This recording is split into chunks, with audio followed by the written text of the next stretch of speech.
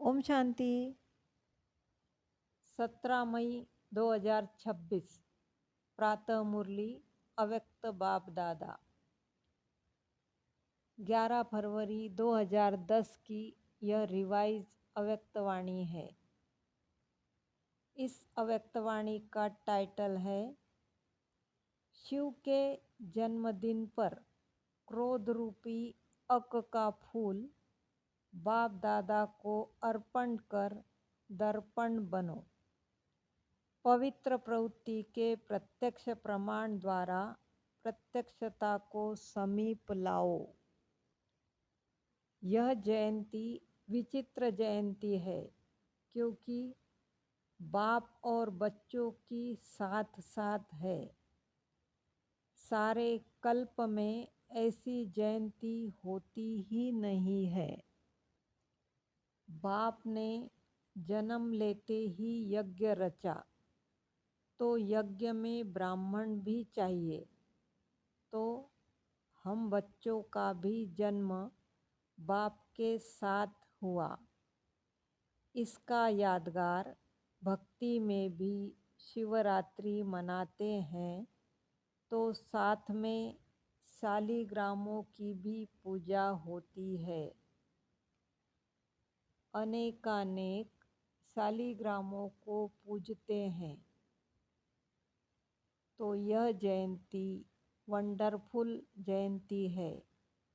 इसीलिए इस जयंती को हीरे तुल्य जयंती कहा जाता है। बाप दादा सभी साथी बच्चों को पदम पदम गुना बाहों के हार के बीच पदम पदम गुना मुबारक दे रहे हैं। यह भी बाप और बच्चों की अति दिल के प्यार की निशानी है।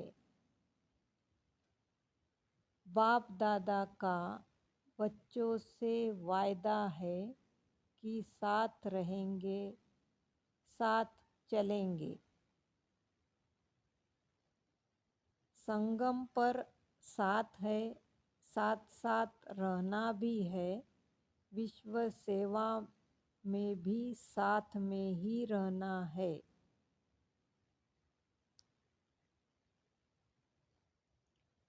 हम भाग्यवान भगवान के बच्चे हैं जो सम्मुख बर्थडे मना रहे हैं। एक तरफ बाप दादा बच्चों के भाग्य को देख रहे हैं और दूसरे तरफ भक्तों को भी देख रहे हैं। वह अभी तक पुकार रहे हैं, आओ, और हम बच्चे साथ में मना रहे हैं। बाप दादा ने देखा भक्तों की अनुभूति भी कोई कम नहीं है। जो हम प्रैक्टिकल में कर रहे हैं उसका यादगार रूप अच्छी विधि से यादगार बनाया है। हमने व्रत लिया है तो उन्होंने भी व्रत का यादगार बनाया है। वह एक दिन या थोड़े समय के लिए व्रत रखते हैं।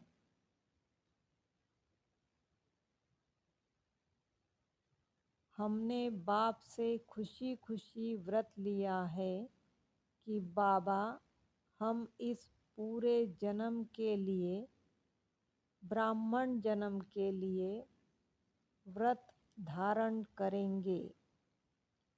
पवित्रता का व्रत, एक जन्म का व्रत लिया है, लेकिन एक जन्म पवित्रता का व्रत 21 जन्म चलेगा। भक्त लोग थोड़े समय के लिए खाने पीने का व्रत लेते हैं और जागरण का कार्य करते हैं। हमने एक जन्म के जागरण से सभी अंधकार से रोशनी में आ गए हैं और हमारा यह जागरण भी 21 जन्म चलेगा।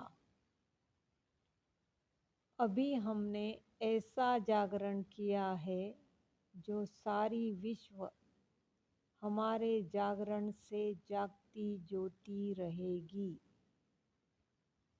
कोई भी दुख अशांति का अंधकार नहीं रहेगा।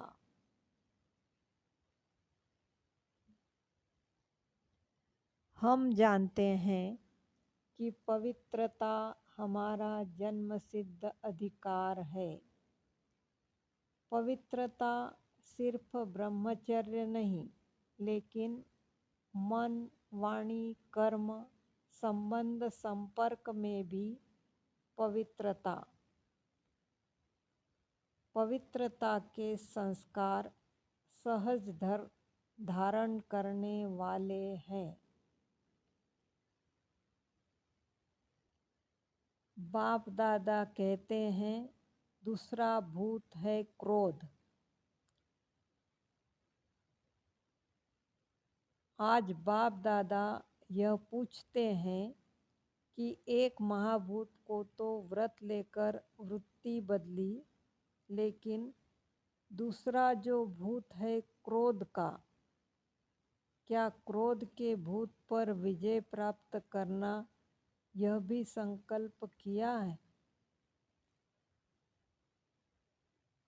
क्योंकि क्रोध सबके कनेक्शन में आता है।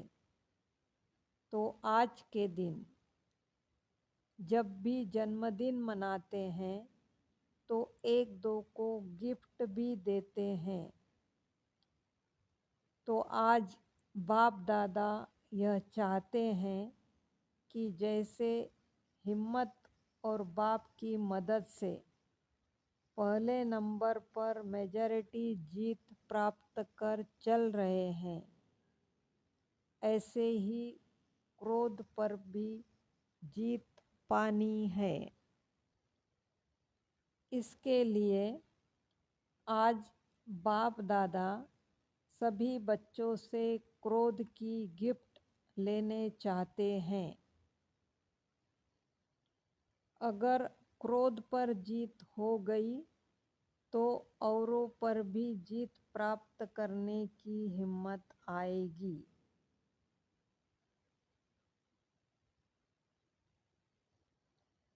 क्रोध आने का कारण मेजॉरिटी देखा गया है कि कहाँ न कहाँ ईर्ष्या और साथ में कुछ भी देख करके चलते हुए वेस्ट थॉट्स का बीज भी क्रोध को लाता है।